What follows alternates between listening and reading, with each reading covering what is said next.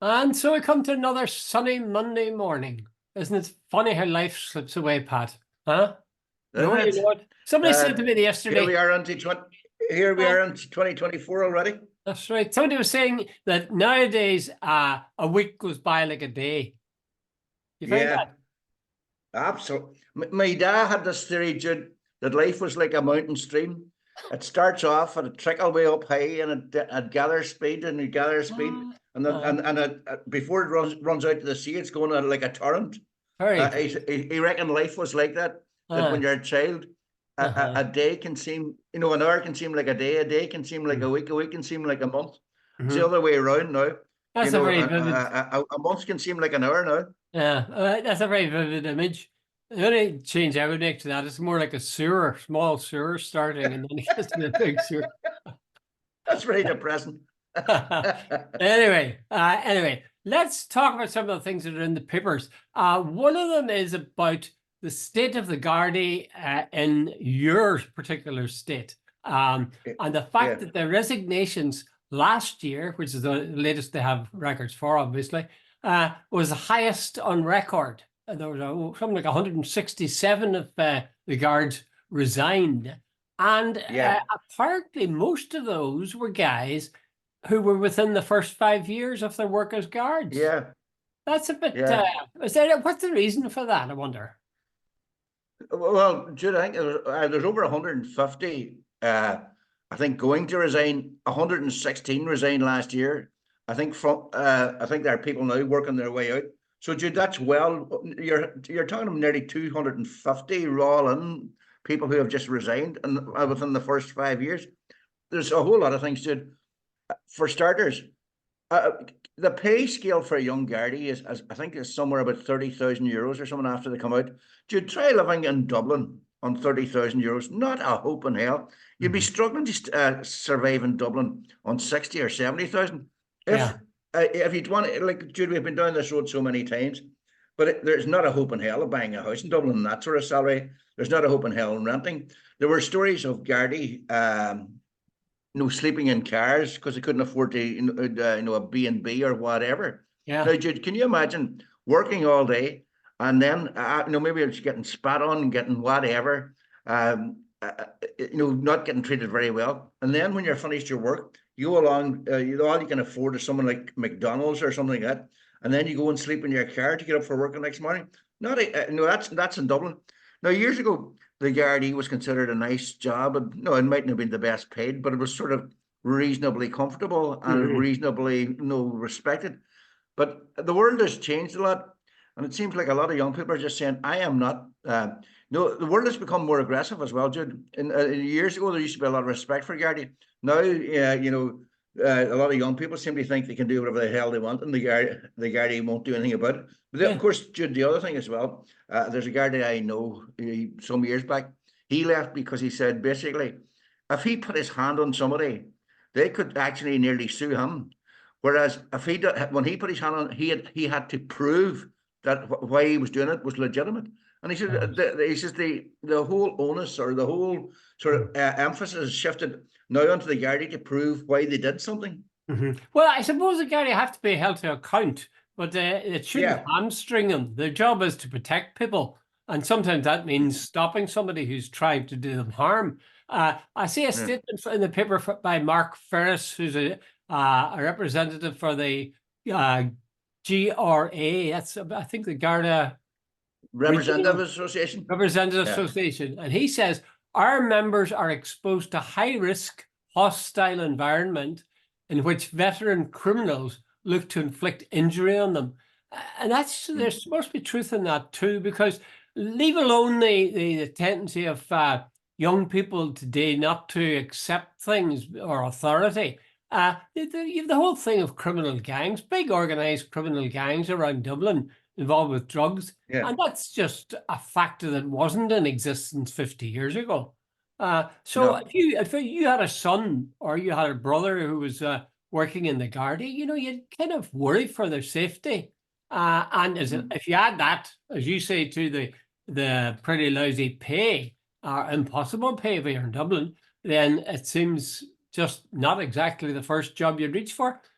And I guess there's other jobs for them as well, because we're told that the South's got almost full employment nowadays. Absolutely.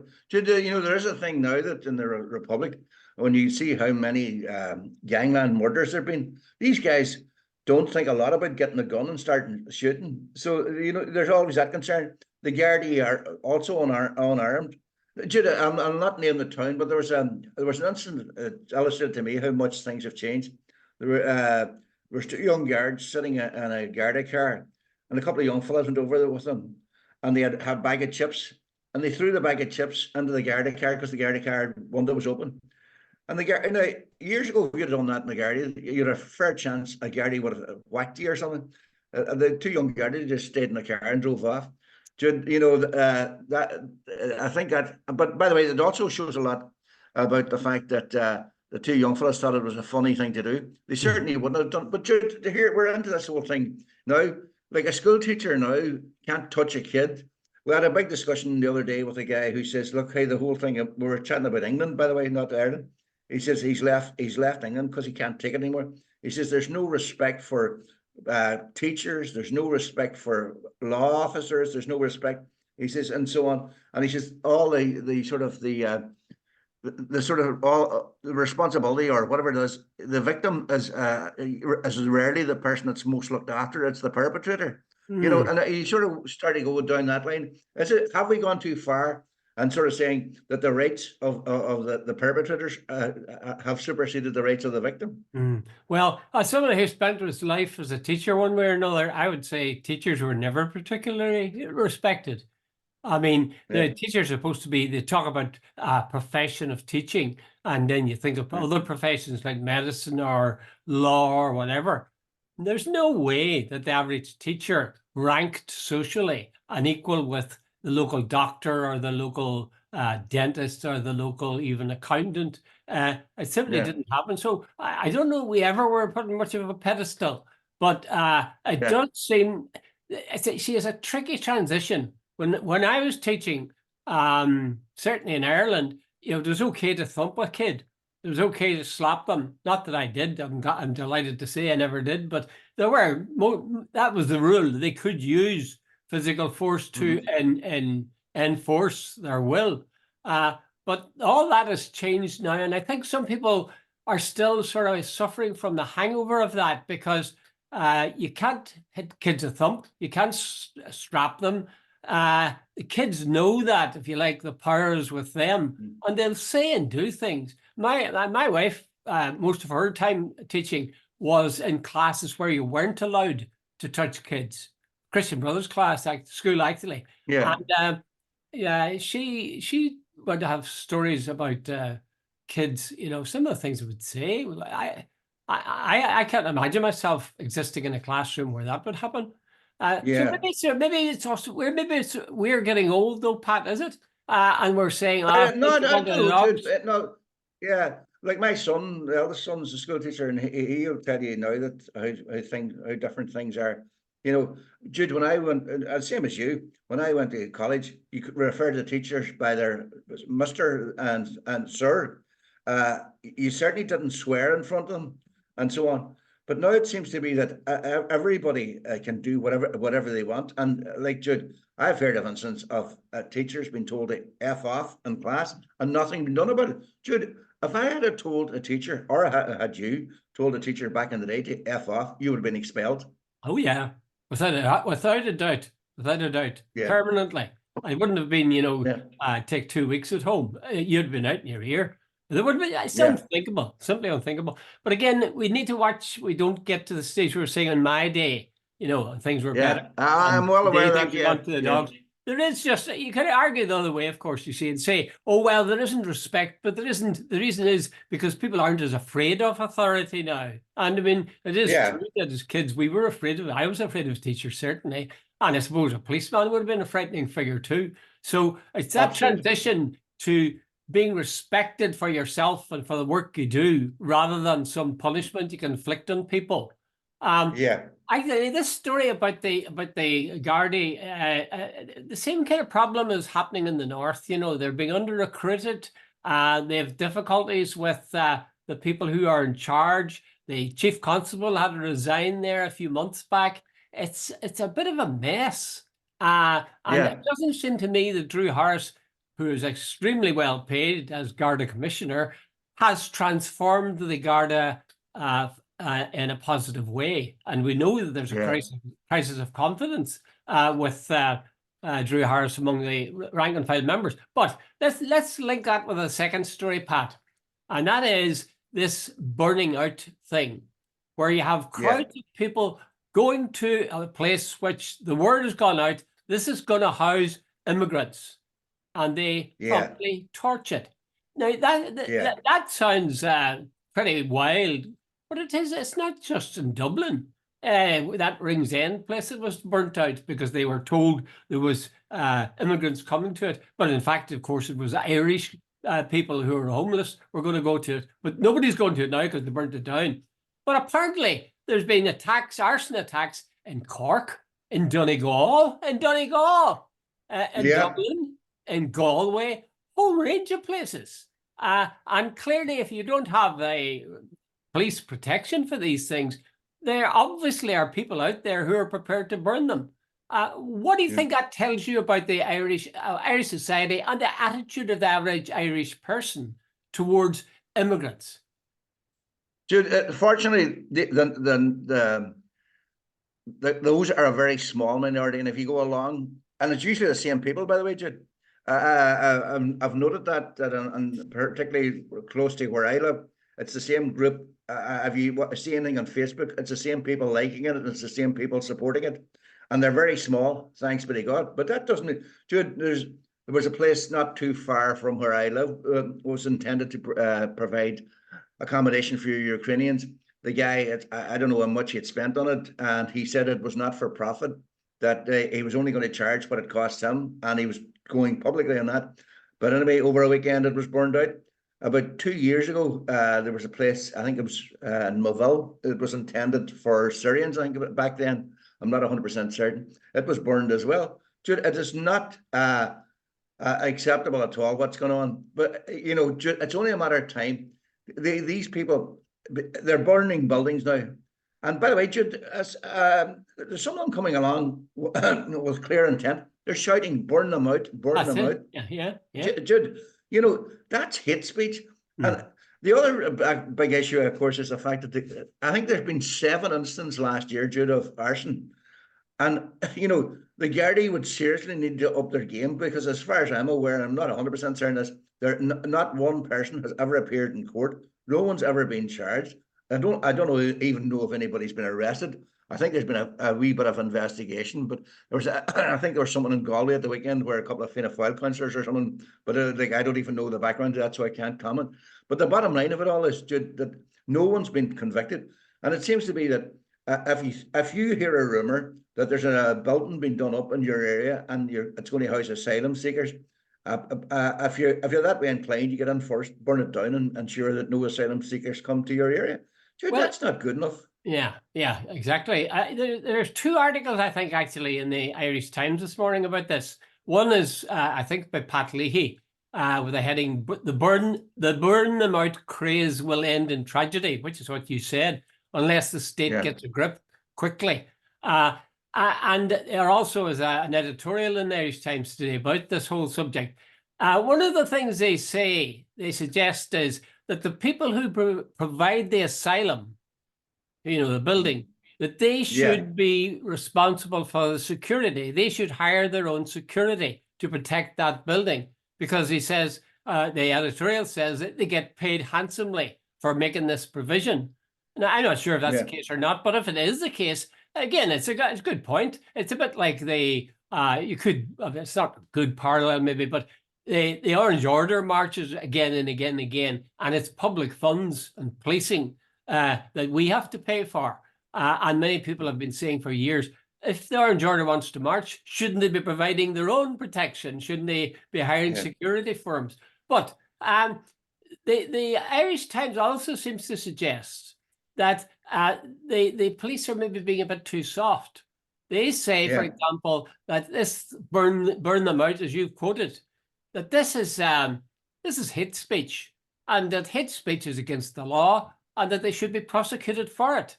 That it's not really, you don't have to be a marvelous detective or anything to find these guys doing it and who's doing it. Yeah. Would you agree that the police are maybe going, or the Gardaí are going a bit too soft?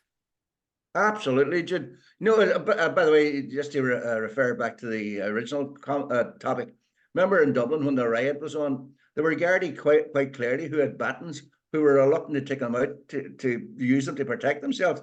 Jude, which raised the big question is why not? But the other side of the story is, no, Jude, if 10 people are outside a building somewhere in Donegal shouting, burn them out, and there's asylum seekers inside, I think the very least the Gardaí should do is arrest them. That the very least they should do, or disperse them. But Jude, if people are allowed to stand outside a building where they're housing asylum seekers shouting, burn them out, Jude, it's going to end in tragedy eventually, because there's always going to be one Looney Tune that will do it. Yeah, I'd even take it further than that, Pat. I would say even there weren't asylum seekers in the building, but if these guys believe it's going to be used for asylum seekers and they shout, burn them out, I think that's hate speech. I mean, you don't have to have the person that you hate in front of you in order to say, I hate you, or I hate those people, and you'd be prosecuted for it. I mean, if you said, I hate all black people, you don't have to have black people in front of you, or I hate all Jews or whatever. You don't have to have these people in front of you. You're guilty of that crime by uttering those words. I tend to agree for once with the Irish Times in its editorial. It does seem to me the Gardaí should be just a bit tougher with these people. It makes the point too that there are some people who are kind of, I think you said it's the same people, that there is a hard knot of, and Leo Varadkar talked about this yesterday, a hard knot of far-right people who really are bigots and racists. But there's along with that, there's a whole bunch of susceptible or easily led young people who will, or older people who will join in when they get this kind of lead. They're saying essentially to the guards, get stuck in a bit more, enforce the law, don't allow hate speech to be engaged in, maybe get the people who own these places to bear some of the cost. And I think that last one's a pretty key one, because if we're saying the Gardaí are understaffed in the first place, if they're in a situation where they feel themselves vulnerable, if they use their batons, well, then maybe the people who are offering the accommodation, being handsomely rewarded, should help with the security of it. But Jude, let's be clear. If the Gardaí see guys gathering and they've got balaclavas on, or got handkerchiefs around their eyes and their noses and all the rest, I think that should be the signal. Wait a minute, if you're here to protest, a legitimate protest saying Jude, there's some wee villages in Donegal, and I can understand why people are sort of saying, well, look, wait a minute, 100 men arriving in some place like Glenties, or a wee small village like that, and there's no swimming pool, there's no sports facilities, there's maybe a GA pitch, there's so on. So what do they do all day on a winter's day when it's dark at about 4 o'clock? These people get up in the morning, maybe they're staying in the local hotel or whatever, nothing to do all day, and so on. And I can see why people say, look, 100 men here, so I can understand the concern. Now, I'm not saying I agree with you burning them out, far from it, just making that point clear. But there's an issue. But Jude, the far right people, they've been, it's a hardcore. They've been seen in Cork, they've been seen in Donegal, they've been seen in Dublin. Jude, it's nearly the same people, and they are prepared to use violence.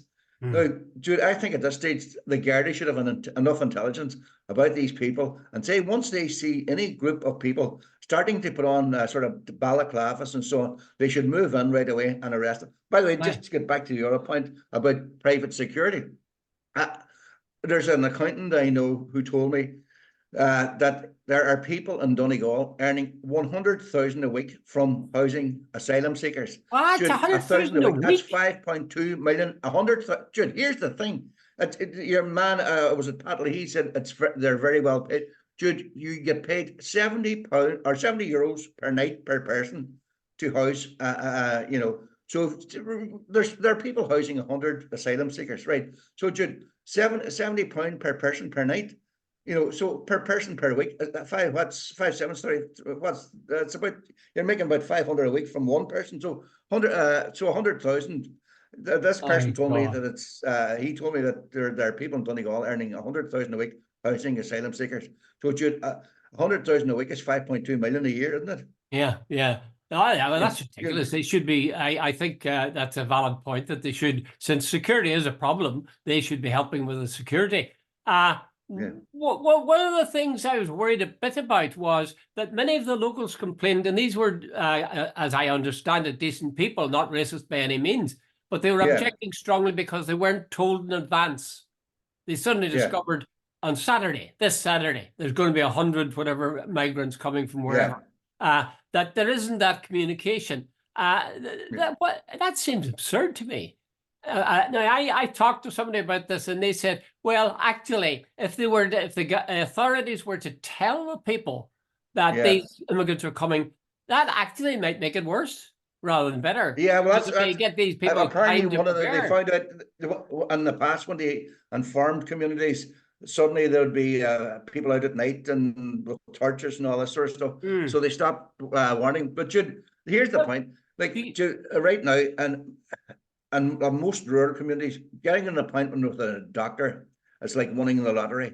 You yeah. know, we have personal experience there within the family circle of a man who's 84. Hmm. I think he sat for something like 27 hours on a hard seat at Letterkenny General Hospital. Hmm. Now, add into the mix a whole lot of immigrants from either Ukraine or Syria or whatever. And, you know, you can understand why people are, I'm not justifying it, Jude, I'm not Yeah. at Yeah. all. I'm just making the point. You can understand what in small rural communities where people said, look, we have no facilities, we have no infrastructure, with whatever. And and there's no communication. These people are landing here. They don't speak our language. We don't speak their language.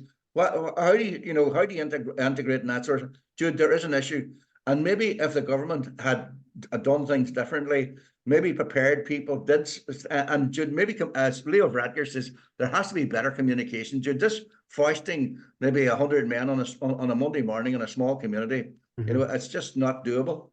I think two things, Pat. I would agree with you on that. I think you have to you have to work in partnership with whoever is going to be hosting these people, because most people are decent people. Most people want to be as hospitable as possible towards the Possible, yeah, immigrants.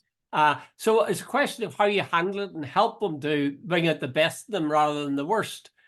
But I still come back to that thing that they might maybe by telling some people they would, as a result, be ready for sort of kicking them out. The Irish Times says, that these people, most of them aren't exactly, even the far right, they're not exactly master criminals. So the Gardaí no, should be able to identify them and, bring them to justice. I worry a little bit about it all, because there's a feeling that if 100 of these people arrive, they're going to be bad. This yeah, notion that they are at least potentially bad. Well, if somebody moving in next door to you, Pat, say an individual, I don't think your first assumption would be there's a good chance it'll be bad. You'd say, no, this is a guy, I don't know him. We'll have to see what sort of person he is, Or we don't give that, I don't think we give the same fair judgment or opportunity to prove themselves. And finally, we'll move on from this. Finally, I would say part of the planning, really, I mean, it is sort of criminal and it shows a lack of imagination. Part of the planning should involve, what do we do with these 100 young men yeah, that we bring in? What are we going to do with them? Are we going to say, well, we've given you accommodation, that's your lot? That's nonsense. There's all yeah. sorts of things that local councils and the central government should be able to come up with, whereby these people could be used in some way that would, A, be helpful to the state generally, and B, would help to integrate them. And people would say and see, here's this guy who's come, and he's not hanging around waiting to attack my daughter. He's out working and doing such and such a job. There's Yeah, you lots see, of Jude, things. a lot of the Ukrainians, they have an apprenticeship system. There are a lot of them great metal workers, great electricians, great plumbers, all that sort of stuff. No, in Ireland we go for the academic stuff, but a lot Yeah. of those, and apparently, and I can't verify that, but I'm told, and apparently a lot of them want to work, they don't want to hang around. And Jude, I think your point's a brilliant one, and I think if we could integrate those people, a lot of the problems would be resolved. Jude, there's a real scarcity of workers in many I know a lot of cafes and stuff are closing now. That doesn't suit, but maybe there's some Ukrainian women would like to work there and earn a few pounds. And there should be a system whereby, as you said earlier on, there's full employment there. And there, I know there's a big place called E&I Engineering close to where I live. It employs 1,000 people. It's always looking for top class tradespeople. Now, if these Ukrainians can prove they've got the qualifications, wouldn't it be better that they're down being constructive and earning money for themselves? And you make it like, by the way, Jude, when the Poles arrived in Ireland, the Polish people arrived about 20 years ago. There was a lot of this thing, the Poles are coming here, taking our jobs. Yeah. Now the Polish people are respected and they're very much part of the community, and their children go to school, and they're sort of now very much aren't they great people. No, it took 20 years for that to happen, but maybe the Ukraine. By the way, the other thing you have to, the Ukrainians didn't come to Ireland because they loved us or they wanted to come here. They came because their place had been bloody well bombed by the Russians, right, and most of them are decent people. And I mean, the West in general, and Ireland as well, the south of Ireland and the north, they surely should put their money where their mouth is. If they say, oh, there's a terrible thing was done to Ukraine, well, then you should be finding ways to help them. And if they come in, A, invite them in if there's room, and B, when you invite them in, then give them the kind of treatment and opportunities that will make life good for them and good for the people who are receiving them. Yeah. Okay, I think we've dealt with that pretty well. By the way, if you find out one of these refugees is a plumber, Pat, would you give him my name and address? Because the cistern in our bathroom has gone to pot. The cistern won't fill up, and I badly need a plumber. Okay. Yeah, I try finding one. Okay, let's go to an item which a correspondent with me, in fact, he was a former student of mine years and years and years ago. He says he's watching television in the north and in the south. Now, he's in the south himself, but he says on BBC Northern Ireland, there isn't to be heard a single southern accent as presenter or, the person who runs the show. Not a one. Whereas in the south, you'll find, he says, loads of northern voices. So what is all that about? He says also that the Northern Ireland, BBC Northern Ireland, not only are they northerners, but they speak with a kind of a tight-arsed, dare I say, a tight-arsed middle-class tone when they speak. So would you agree with that, Pat? Is there a dearth of Southerners in the North's BBC Northern Ireland? Well, there's no shortage of Northerners on RT, that's for sure. Is there not? Now tell me, besides Patrick Keelty, who? Well, what do you call it? Vincent Kearney, what's the Northern correspondent? That's right, yes, he's also, what do you call it? Jesus. And I used to hear quite a few of them on. Remember, for years, Donald Kelly was the political correspondent. There was a guy, Jude, when I worked in RT, most of the staff, well, at least half of them are from Northern Ireland, and there are a lot of behind-the-scenes guys who are from Northern Ireland as well. I think there's a few. I think there's a few, all right, but I wouldn't agree with the guy that contacted me that the place is brimming over with northern voices or northern accents. Maybe not as Jude. When I was in RT, definitely, Jude. I'll tell you this much: I was on the news desk one night. Now this is 40 years ago, I have to admit. Yeah. But I was on the news desk one night, and the phone rang. And this guy in Dublin rang up. He says, "Is there nothing but effing Northerners on the phone?" I said, "Sorry, repeat that." He says, I'm effing talking to another one. Do they distinguish, Pat? That's very interesting. Do they distinguish between Donegal people as the most northerly people in the island and the Donegal people as being part of the Free State, so to speak? Do they make that distinction? No. As far as she was concerned, I was just another troubled northerner down in his jurisdiction. But anyway, getting onto your point, Jude, no, there are no southern accents on BBC Northern Ireland as news presenters or radio presenters or anything else. And in fact, Jude, let's remember Paisley's famous one some years back when he started. He says, "There's a lot of guys now with names like Patrick and Seamus around here, or words to that effect." You know, up until that, all the main presenters had been from one community. All the bosses had been from one community. Remember Jude, the famous story that I always remember about how the BBC was part of, the old UK was Down reached the All Ireland final. I think it was in 1961. Aye. About 30,000 people from the north went down to Croke Park to watch the match. BBC and the evening give the result, no comment. Yet had Linfield been playing Coleraine the day prior, and there was 3 men on a dog at it, they would have had a reporter and a 10-minute analysis piece or whatever. Absolutely. So, Absolutely. they acted as if the border was sort of the Atlantic Ocean and That's so right. on. So, do you remember all the main correspondence? I remember the political correspondent was W.D. Flax and all the rest of it. Yes. I laugh now when I hear the name, and now over to our political editor, Enda McLafferty, who's not only obviously with a name like that of a certain faith, but he's also comes from my hometown of Letterkenny. Yeah, yeah. When I used to, at one stage of my life, I used to, for my sins, do what it says in the papers slot in the morning news program on, now this is radio. This guy was talking about TV, but it's radio. We reviewed the papers, but there was an unspoken rule.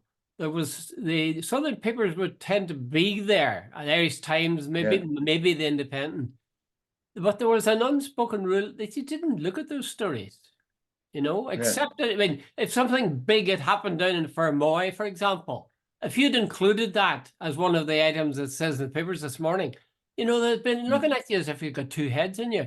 And I've always believed that that's self-censorship. You'd know what you needed to do if you wanted to keep your job. That acted very strongly in the BBC. I don't think there was an official policy saying, well, there was some official policy about calling Londonderry, but by and large, it was the sort of insidious self-censorship, I think, that squeezed out Southern news and maybe squeezed out Northern voices as well. But you remember there was a famous guy called Waldo Maguire. What? No, go ahead. Do you remember Waldo Maguire? He was in charge of the BBC, and sort of when the Troubles broke out, particularly in the sort of the 1950s, early 60s, and he had amazing power. Nothing could be broadcast on the national network without his imprimatur. So he had a tight control. So they had this sort of idea of almost projecting Northern Ireland as this bucolic pastoral land where everything was at peace. And, they covered the Balmoral show and the Queen arriving and all the rest of it. What they never showed was, could the Queen walk down Shankill or Falls Road? Could Prince Charles, well, it wouldn't have been Prince Charles back then. Like, what were the chances of a royal visit to the Bogside have been? It was almost a total omission, of the realities of life. And then, of course, when the Troubles broke out, the Brits on the mainland hadn't a clue what was going on here. So the BBC had a rule whereby it was basically part of the establishment, and the old Fenians didn't really get a look in at all. Oh, yeah, it certainly was part of that. It wasn't just it was a very active part of the establishment. In fact, it was a key component, I would say, of it, because it taught people how to see the Troubles. This is how you see the Troubles, the way we're reporting it. And they would set in the context where we've talked about this before, the guys with the white hats and the guys with the black hats. Okay, we're running a bit short of time. Let's move to a final item. And that's one that's in all the papers, is how well Irish actors have done and Irish movies have done in the Golden Globes Award last night. Apparently, Cillian Murphy took the Best Actor, and the movie was in Oppenheimer, but the father of the H-bomb or the A-bomb got the Best Movie Award. And people are kind of dancing around and saying, bloody terrific. What's your own reaction to that? Well, my dear missus went to see Oppenheimer, and she says it's a very long film, but it's a very important film. Now, I haven't seen it myself, but it's I think isn't your man's name Christopher Nolan? Apparently, the guy got this film made, It took him years to get it made, and apparently he always had Cillian Murphy in line for, because Murphy has got that sort of face, that sort of haunted face. Yes. Jude, I often wonder, like, imagine what a legacy to say you've created the atom bomb, something that can destroy this world. Yeah. Jesus, yeah. that is one legacy I would not want to leave behind. I have to confess, I think Cillian Murphy is bloody marvelous. I think that Christopher Nolan is a very gifted director, but I've held back from going to the movie because it would depress me so much. The whole idea of nuclear weapons it appalls me. I mean, it is nuts. Yeah. It is literally, I think it is crazy, literally crazy. Yeah. And it's amazing that they haven't done something. And the day we use them, it's self-assured destruction. Aye. There's no doubt about that. Well, you see, they say that, well, that's the reason why nobody uses them. Well, if nobody's using them, then get rid of the bloody things. Fair play to Kennedy. He signed a non-proliferation treaty. Proliferation treaty with the Russians. Easy for you to say. I was after the Bay of Pigs debacle and the Cuban Missile Crisis. So he was on the right line. But I don't know if any government that really puts their back into asking a question, why do we have these things? What we're getting is, would you press the button? Remember they tried to nail Corbyn on that. Jeremy Corbyn on that one. Jeremy Corbyn, by the way, he was so honest. He said no. He should have said yes. Yeah. Because I genuinely don't think any Tory minister would press it either. But they're going to say yes to appear hard. We will make the tough decisions. Oh God! And this obscene thing of carrying around a suitcase with the U.S. president, with the code in it, awful. One final question, Pat. We've only about 10 seconds. Do you think are we misguided in our delight when Irish actors do well, Irish films do well? Because I mean, you and I aren't involved in the movie business. We should be, of course, with looks like ours. We should be. But is it misguided, this thing? Oh, hooray for Ireland! Not at all, Jude. We're a very small island, and we should celebrate success. Jesus, Jude, we're what are we? 1% of the population of Europe. And if we can come out with the top boxer, the top athlete, the top actor, celebrate it. Oh, whoa. Hey, Cillian for an Oscar. Okay, Pat. Okay. Okay, Jude. Okay, thanks very much.